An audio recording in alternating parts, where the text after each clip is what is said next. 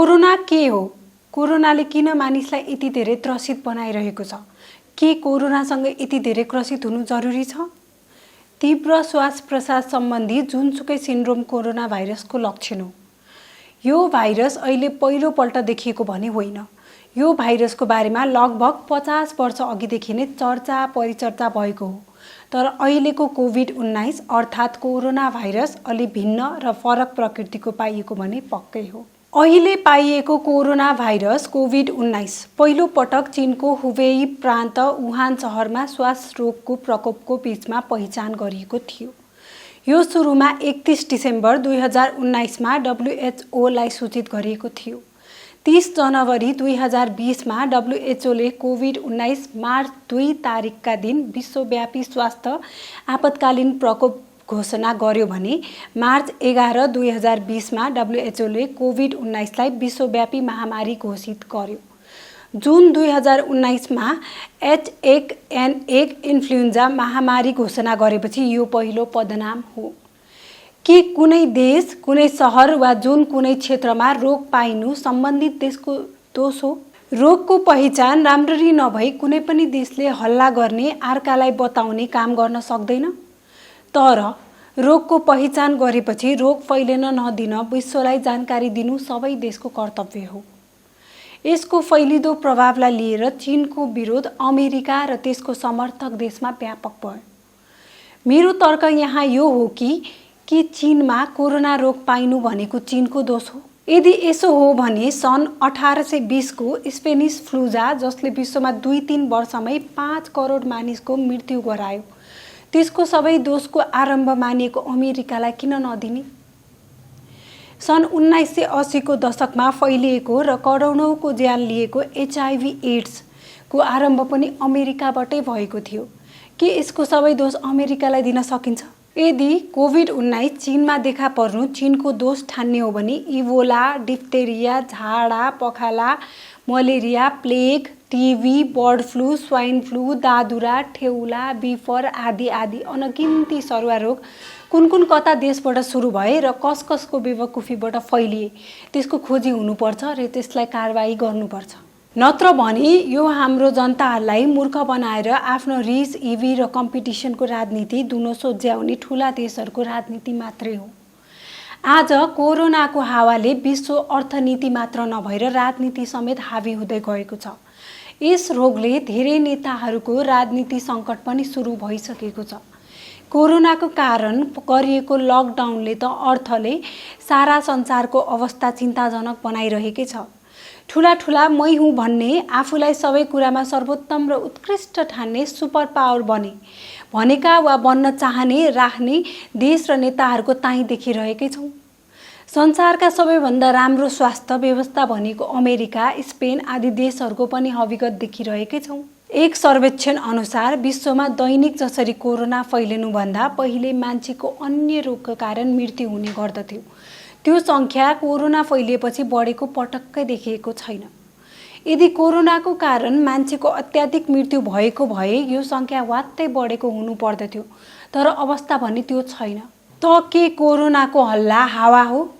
वा कुनै रोगले मृत्यु हुने पक्का भएको मान्छेको मृत्यु मात्र कोरोनाको कारण केही छिटो तानिन गएको हो? पहिले कुनै रोग नलागेकाहरूमा कोरोनाकै कारण मृत्यु हुनेको भने खासै संख्या धेरै छैन। त्यसमा पनि कोरोनाको कारण मृत्यु हुनेमा 60 वर्ष पार गरेकाहरूको संख्या 90% माथि छ। कोरोना फैलिनुमा के कुनै खास नारी, पुरुष, वर्ग, जाति, धर्म, उमेर आदिको दोष छ त? जसरी जुनसुकै रोग जुनसुकै देश, क्षेत्र वा भूमिबाट निस्किन सक्छ, यस्तै रोग निस्किनुमा कुनै आमुक देश, क्षेत्र वा भूमिलाई दोष थोपार्न सकिँदैन। त्यसै गरी कुनै रोग फैलिनुको कारण कुनै वर्ग, जाति, उमेर आदिलाई दोष दिन पनि सकिन्न। आजको ग्लोबल समयमा त झनै सकिन्न। किनभने मान्छे नेपालमा बिहानको भात, बेलायतमा दिउँसोको खाजा र अमेरिकामा बेलुकाको खाना खान पुग्ने बनिसकेको छ। त के कोरोना किन यसरी फैलियो? किन यसले संसारकै मान्छेलाई त्रसित पारिरहेको छ? के यो यसरी फैलिनु शासक वा नेताहरूको बेवकुफीको कारण हो? सुरक्षाको नाममा युद्धको लागि, मान्छे मार्नको लागि अरबौं अरब डलरको हतियार जम्मा गर्ने वा बनाउन सक्ने देशहरूको स्वास्थ्यप्रतिको लापरवाही हो वा ती देशहरूको जनताप्रतिको व्यवस्थापन हो। अब चर्चा गरौँ केही शासकहरूको मूर्खताको कुरा। जब चाइनामा कोरोना भाइरस बढ्यो तब यसलाई सामान्य रूपमा लिइयो। नयाँ रोग, नयाँ खोज र अनुसन्धान जस कहाँ सुरु भयो त्यहाँ धेरै तबाही मचिनु पर्ने हो। तर लगभग 70 दिनको लकडाउनपछि चीनले यसलाई नियन्त्रण गर्यो। आज यस समयमा चीन सङ्क्रमणको हिसाबले 38औं नम्बरमा र मृत्यु सङ्ख्याको हिसाबमा 28 नम्बरमा छ। रोगको प्रकृति, निराकरणको प्रकार जानिसक्दा पनि चीनभन्दा महिना 2 महिनापछि यो रोग देखा परेको शक्तिशाली देशहरूले किन यसलाई नियन्त्रण गर्न सकेनन् र यसले भयावह बनायो? त के समय छँदा रोगमाथि गरिएको उपेक्षा चीनमा आएको हो हामी कहाँ आउन्न भन्ने दम्भ? हामी शक्तिशाली, हामी यसलाई चुट्की बजाएर निर्मूल गर्छौँ भन्ने उच्चता बोध व्यापारी वा पैसाको लोभमा डुबेर जनतामाथि जसले गैर जिम्मेवारीपन देखाए ती देशहरूमा पछि कोरोनाको कारण देशको अवस्था दयनीय बन्न पुग्यो। जहाँ सुरु भयो त्यहाँ निराकरणको खोजी र अनुसन्धान गर्दै गर्दा सङ्कट भयावह हुनु ठुलो कुरा होइन। तर रोग र त्यसको रोकथामको उपायहरूको खोजी भइसकेपछि त्यो रोग अन्त फैलदा पहिलोभन्दा सजिलो र चाँडो नियन्त्रण हुनुपर्ने हो। तर त्यसो हुन सकेन। सबैले समय छँदै व्यवस्था गरेको देखियो। लकडाउन रोगको उपचार होइन, तर लकडाउनमा रोगको खोजी, रोगको जाँच, रोगको पहिचान र रोगको उपचार युद्ध स्तरमा हुनुपर्ने हो। तर सबै देशका सरकारहरू लकडाउन नै रोग निको हुन्छ भन्ने ठानेर मुर्दा झै सुते। अमेरिकी राष्ट्रपति ट्रम्पले चाइनिज भाइरस भनेर रोगको खिल्ली उडाए। आखिर सुपर पावर देश न ठहरियो। सबै कुरामा अमेरिकन फर्स्ट भन्ने नारा दिएर राष्ट्रपति बनेका ट्रम्पको अमेरिका कोरोनामा पनि फर्स्ट नै बनेको छ। त्यति मात्र होइन, आउँदो चुनावमा यदि ट्रम्पले हारे भने त्यो पनि कोरोनाकै कहर हुनेछ। ब्राजिलको राष्ट्रपति बोलेन्सारोले कोरोनाको विरुद्ध नारा नै लगाएर हिँडे। तीन स्वास्थ्य मन्त्रीले राष्ट्रपतिको विरोध गर्दा राजीनामा दिनु पर्यो। त्यसको प्रतिफल आज ब्राजिल सङ्क्रमण र मृत्युमा दुवैमा दोस्रो बनेको छ।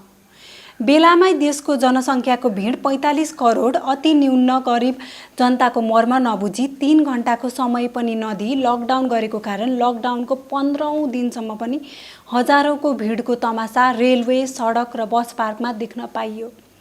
विश्वगुरु बन्ने चाहना बोकेको भारतमा कोरोनाको कहर सङ्क्रमित र मृत्यु दुवैमा तेस्रो छ। हुन सक्छ यो सङ्ख्या तपाईहरूले यो विश्लेषण भोलि हेर्दा दोस्रोमा पनि पुग्नेछ। ब्राजिलमा दैनिक 45,000 र भारतमा 85,000ले सङ्क्रमण फैलिएको छ र आँकडा न्यून मात्र फरक छ। चर्को राष्ट्रवादी नाराले सत्तामा पुगेको मोदीको आउँदो चुनावमा यसले गहिरो असर नपार्ला भन्न सकिन्न। भर्खरै प्राप्त पछिल्लो त्रैमासिक डाटा अनुसार कोरोनाले असर पारेको देशमा भारतको अर्थतन्त्र 24% माइनस हुनु भनेको सबैभन्दा धेरै हो। दोस्रोमा बेलायत 20% माइनस भएको देखिन्छ। चीनको अवस्था देखेर अमेरिका, बेलायत, स्पेन, फ्रान्स, इटाली, भारत सतर्क हुन सक्थ्यो। तर यी कतै न कतै घमण्ड, कुण्ठा, कम्पिटिसन, व्यापारीको दबावको कारण चुके र भाइरसको प्रकोपमा नराम्ररी फसे। स्पेनमा एउटा कन्फरेन्सले सुरुवातमा रोग फैलन सहयोग गर्यो। इटालीले उत्तरमा लकडाउन गरेर दक्षिण क्षेत्र खुल्ला राख्दा उत्तरका मान्छे धेरै दक्षिणतर्फ लागे, जसका कारण कोरोनाले व्यापक रूप लियो। तर यसो मात्र होइन, अनुशासन मान्ने सभ्य वा स्वास्थ्य उपचारको व्यवस्था दह्रो राख्न सक्ने केही देशले कोरोना फैलन नदिनुमा ध्यान नै पुर्याए र नियन्त्रण पनि गरे, जसमा उत्तर Korea, Taiwan, New Zealand, Australia, Vietnam देखिन्छन् भने केही देश जसमा कोरोना व्यापक फैलिए पनि त्यसलाई नियन्त्रण गर्न र मृत्यु हुन नदिन सक्षम देखिए। तिनमा चीन, दक्षिण कोरिया, सिङ्गापुर, जर्मन, रुस, टर्की आदि पर्दछन्, जहाँ सङ्क्रमितको गणनामा मृत्यु सङ्ख्या अन्य मुलुकको हिसाबमा कम देखिएको छ। सबैभन्दा भयावह अवस्था सिर्जना हुने देशमा अमेरिका, ब्राजिल, भारत, बेलायत, France, Italy, Spain, Iran, Peru, Belgium, Mexico आदि देश देखा परेका छन्। नेपालमा पनि पहिलो घटना 23 जनवरी वुहानबाट काठमाडौँ फर्केका विद्यार्थीमा पाइयो। यो दक्षिण एसियामा कोभिड-19 को पहिलो रेकर्ड गरिएको केस पनि हो। जनवरीदेखि मार्चको बीचमा नेपालले व्यापक रूपमा रोक्नको लागि कदमहरू चाल्यो। तर आज कोरोनाको सङ्क्रमित सङ्ख्या 44,000 नागिसकेको छ। मृत्यु सङ्ख्यामा पनि 300 पुग्न लागिसकेको छ। 2 महिनाभन्दा लामो लकडाउन भयो। 2 छाक खान नसक्ने भयावह अवस्था हुँदा पनि जनताले सरकारको साथ दिए। तर पनि आज नेपालमा कोरोना फैलदो छ। लगभग 6 महिनादेखि काम व्यापार सबै ठप्प छ। सामान्य नागरिकले 1 छाक खान नसक्ने अवस्था सिर्जना भइसकेको छ। सरकारी तवरबाट ठोस कदम केही भएको छैन। गरे जस्तो गरेर जनतालाई कतिसम्म मूर्ख पार्न सकिएला र?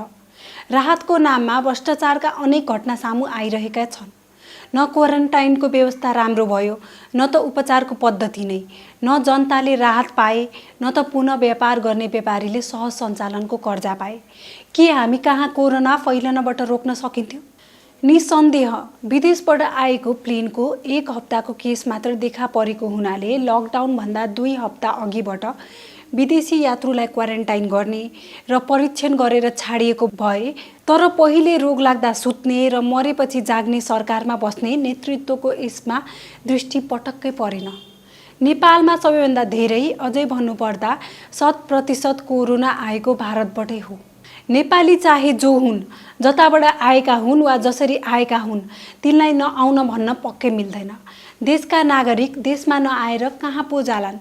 तर सरकारले सबै सानातिना नाकामा कडाई साथ प्रहरी, सशस्त्र प्रहरी र सेना नै खटाएर पूर्ण बन्द गरेर देशका ठुला 6-7 वटा नाकाबाट मात्रै जनतालाई आउन दिएको वा बाटो निर्धारण गरिदिएको भए अनि ती आएकालाई त्यसै सहरको प्रहरी वा सैनिक क्याम्पमा टेन्ट हालेर 14 दिन राखेर परीक्षण गरेर छाडिएको भए न यो देशको यातायात बन्द गर्नु पर्थ्यो, न बजार नै, न त कुनै कारखाना, न त कुनै कार्यालय बन्द गर्न जरुरी हुन्थ्यो, न त हामी जनताहरू दिनदिनै त्रसित हुनुपर्ने थियो।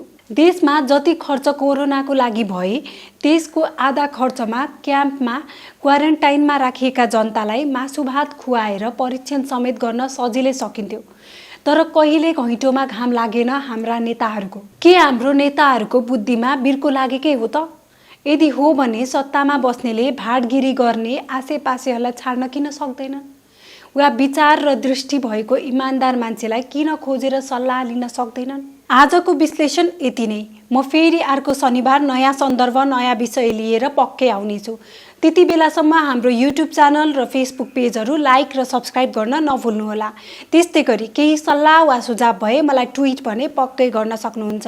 आभा @_खबरीमा। हस्त, नमस्कार।